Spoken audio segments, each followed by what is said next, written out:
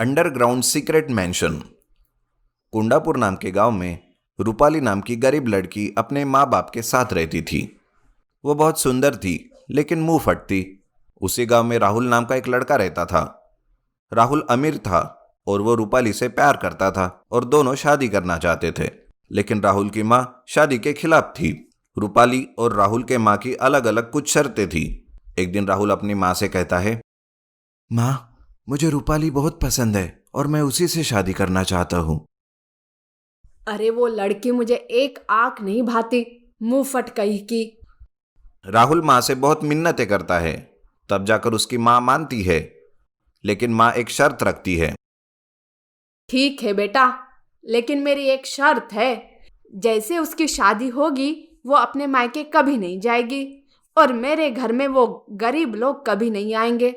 अगर शर्त मंजूर हो तो कल ही शादी करवा देती हूँ। राहुल बहुत खुश होता है और रूपाली को शादी के बारे में बताता है। ये सुनकर रूपाली कहती है, अरे वाह, इसका मतलब मैं क्या अपने माँ बाप को अकेला छोड़ दूँ? ये नहीं हो सकता। अगर मुझसे शादी करनी है तो मेरे माँ बाप भी मेरे साथ ही आएंगे। बेचारा राहुल दोनों की बातों में फंस जाता है और उसे समझ नहीं आता कि वो क्या करे।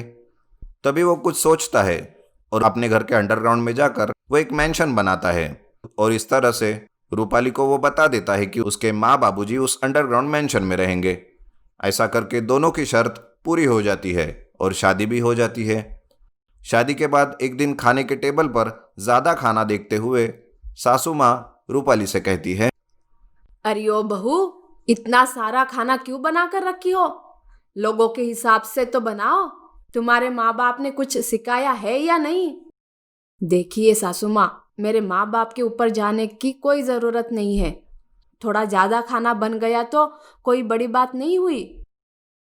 इस तरह सास और बहू में रोज नोक झोंक होने लगी थी। रूपाली सभी चीजें डबल बुलाती थी, जैसे कि पेपर, दूध और खाने की चीजें, और वो अपने माँ बाप को चुपके से अंडरग्राउंड मेंशन में जाकर देती थी। जब देखो तब रूपाली अपने माँ बाप के साथ नीचे अंडरग्राउंड में ही जाके मिलती थी। एक बार जब वो माँ के साथ थी, तब ऊपर सासू माँ जोर जोर से आवाज देती है, अरे ओ महारानी, कहाँ चली गई काम के वक्त? हे भगवान, ये क्या हो रहा है? उसके बाद सासू माँ अपने बेटे से शिकायत करती है। वो राहुल से कहती है, अरे बेटा, जब से तुम्हारी शादी हुई है घर में डबल डबल चीजें आ रही है और ये महारानी पता नहीं हर वक्त कहाँ जाकर रहती है। इसीलिए मैं कहती थी कि इससे शादी मत कर। अब तू ही बता, ये क्या चक्कर है? राहुल माँ के पूछने पर भी कुछ नहीं बताता और वहां से चला जाता है। तब माँ को भी समझ में आता है कि उसका बेटा बीवी का गुलाम बन चुका है।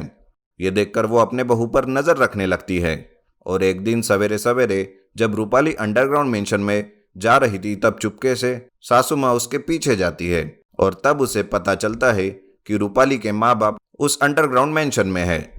यह देखकर घर में बवाल हो जाता है और राहुल की माँ उसे हाथ जोड़कर प्रणाम करके चली जाती है और राहुल भी अपना सर पकड़ लेता है। Underground golden secret base. Nashik नाम का एक गांव था। उस गांव में ज्यादातर लोग बहुत अमीर थे। कुछ लोग गरीब भी थे, लेकिन वो बहुत सीधे और साधे रहते थे। गांव में सभी अमीरों के घर में वो काम करते थे। लेकिन कुछ दिनों से गांव के सभी अमीर लोगों के घर में चोरियां होने लगी थी। उन्हें समझ नहीं आ रहा था कि कौन चोरियां कर रहा है, जिस वजह से गांव का एक अमीर आदमी भैया लाल हमेशा टेंशन में रहता था। एक दिन उसकी तबीयत खराब होती है और उसे अस्पताल में भर्ती करते हैं। डॉक्टर उसे पूछते हैं, क्या हुआ आपको? आप बहुत परेशान हैं, इसलिए आपकी तबीयत टेंशन की वजह से खराब हो गई है। जी हाँ साहब, देखिए ना, गांव में बहुत चोरियां हो रही है।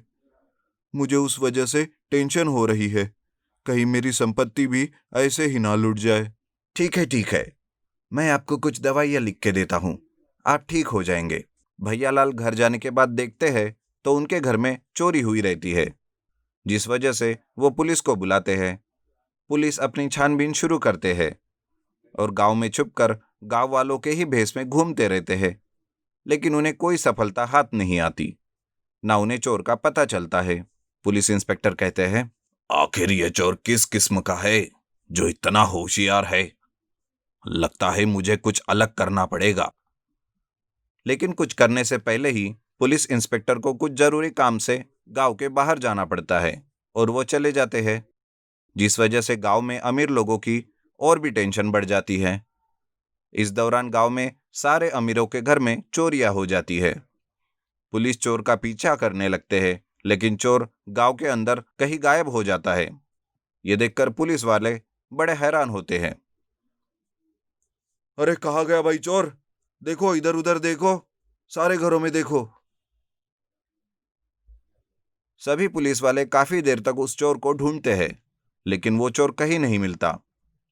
आखिर में सभी थक कर वापस पुलिस स्टेशन में आते हैं और इंस्पेक्टर का इंतजार करते रहते हैं। इस तरह जब भी गांव में चोरी होती है, हर बार वो चोर सारा चोरी किया हुआ सामान लेकर गांव के अंदर कहीं गायब हो जाता है और पुलिस उसे ढूंढती ही रह जाती है। तभी एक दिन भैयालाल के यहाँ काम करने वाले सुखीराम उनसे कहते हैं, साहब, मेरे बेटे को शहर में नौकरी लगी है और वो चाहता है कि मैं उसके साथ रहने के लिए वहां जाऊं, इसलिए मैं कल जा रहा हूं साहब। ठीक है सुखीराम, तुम चले जाओ। वैसे भी अब इस गांव में क्या रखा है। इस तरह से सुखीराम उसके बेटे के गांव चले जाता है। लेकिन उस रात को एक आदमी सुखीराम के घर में घुसता है और कुछ ढूंढते रहता है। तभी उसे अचानक एक बड़े से बक्से के नीचे जमीन पर एक दरवाजा दिखता है और वो उस दरवाजे को खोलकर अंडरग्राउंड में जाता है। उसे वहां पर ढेर सारा सोना, चांदी और गहने दिखते हैं। वो इतने होते हैं कि उस अंडरग्राउंड की दीवारें सोने से बनी हुई दिखती है। वो आदमी ये सब देखकर वहां से चला जाता है। दूसरे दिन पुलिस इंस्पेक्टर भी वापस आते हैं। सारे गांव के अमीर आदमी पुलिस स्टेशन में इंस्पेक्टर से मिलने आते हैं। इंस्पेक्टर कहते हैं, आप सभी को ये बताते हुए मुझे खुशी हो रही है कि आपका चोर मिल गया है। कौन है वो साहब? मुझे बताइए, मैं उसे मार मार कर सीधा कर दूंगा। भैयालाल जी, वो और कोई नहीं है बल्कि आपका नौकर सुखीराम है। ये क्या कह रहे हो साहब? वो तो एक भोला भाला इंसान है बेचारा। इंस्पेक्टर सभी को लेकर सुखीराम के घर जाते हैं और एक बड़ा सा बक्सा हटाकर एक रास्ते से अंडरग्राउंड में जाते हैं। वहां जाते ही सभी देखते ही रह जाते हैं। वहां पर एक बहुत बड़ा अंडरग्राउंड गोल्डन सीक्रेट बेस बना हुआ रहता है। इंस्पेक्टर उनसे कहता है, मैं दरअसल किसी छुट्टी पर नहीं गया था। गांव में ही एक भिखारी बनकर रात को घूम रहा था। तभी मैंने एक रात सुखीराम के बेटे को उसके घर से बाहर जाते हुए देखा। उसके पास ढेर सारे गहने थे। मुझे तभी शक हुआ और सुखीराम के गांव जाते ही मैंने उसके घर में घुसकर यह सब ढूंढ निकाला। ऐसा कहकर पुलिस सुखीराम और उसके बेटे को शहर में उसके घर जाकर दोनों को पकड़ लेते हैं और जेल में डाल देते हैं और सारे गहने और सोना चांदी वापस कर देते हैं। Underground gold shop. जयपुर नाम के शहर में बंसीलाल नाम का एक आदमी रहता है। उसके बेटी की शादी फिक्स हुई होती है, जिसके लिए वो ढेर सारे गहने बनवाने के लिए एक सुनार के पास जाता है।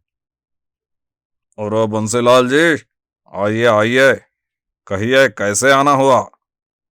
बनवारी लाल जी, बेटी की शादी तय हो चुकी है और गहने बनवाने थे, तो बीवी पीछे पड़ गई कि गहने आप ही की दुकान से बनाने हैं। अच्छा अच्छा, ये तो बहुत अच्छी बात है बंसीलाल जी। आप मुझे बता दीजिए कि गहने कितने बनवाने हैं। उस हिसाब से मैं आपको एक तारीख बताकर उस दिन गहनों की डिलीवरी कर दूंगा।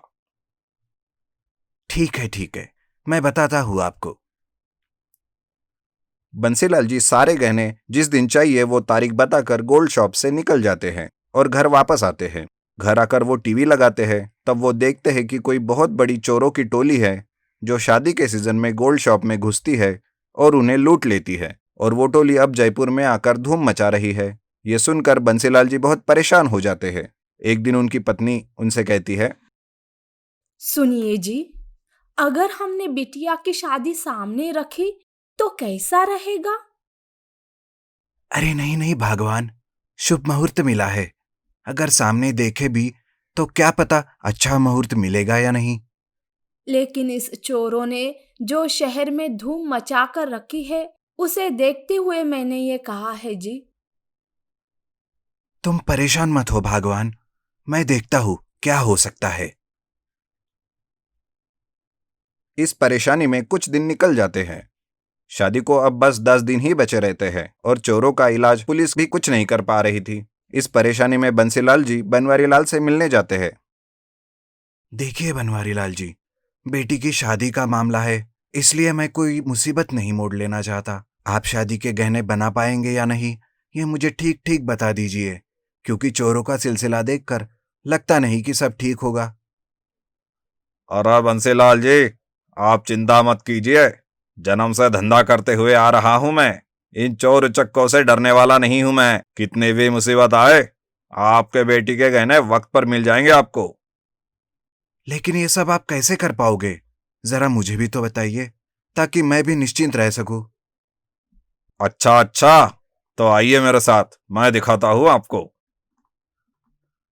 बनवारीलाल जी बंसीलाल को अपनी ही दुकान के एक तहखाने में लेकर जाते हैं।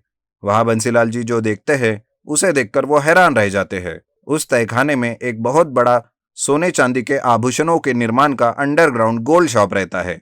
बनवारीलाल कहते हैं, जी बंसीलाल जी, अब बोलिए क्या कहेंगे आप? अरे बाप रे बाप, ये तो कमाल है। एक छोटी सी दुकान के नीचे इतनी बड़ी अंडरग्राउंड गोल्ड शॉप होगी, ये तो कोई सपने में भी नहीं सोच सकता। ठीक कहा बंसीलाल जी, चाहे दुनिया इधर की उधर हो जाए, पर आपके बेटी के गहने आपको वक्त पर देने से मुझे कोई नहीं रोक सकता। बनवारीलाल बंसीलाल की बेटी के गहने बनवाने लगते हैं। तभी कुछ चोर उनके शॉप में आते हैं, लेकिन उन चोरों को कुछ भी नहीं मिलता और उनको ये तक नहीं पता चलता कि उसी शॉप के अंडरग्राउंड में गहनों का निर्माण हो रहा है। चोर बहुत ढूंढते हैं और वो आखिर गोल्ड शॉप छोड़ के चले जाते हैं। इधर बंसीलाल जी अपने बेटी की शादी की तैयारी करते हैं और बनवारीलाल सारे गहने वक्त से पहले दे देते हैं। शादी धूमधाम से हो जाती है और चोर बनवारीलाल के अंडरग्राउंड गोल्ड शॉप का पता तक नहीं लगवा सकते।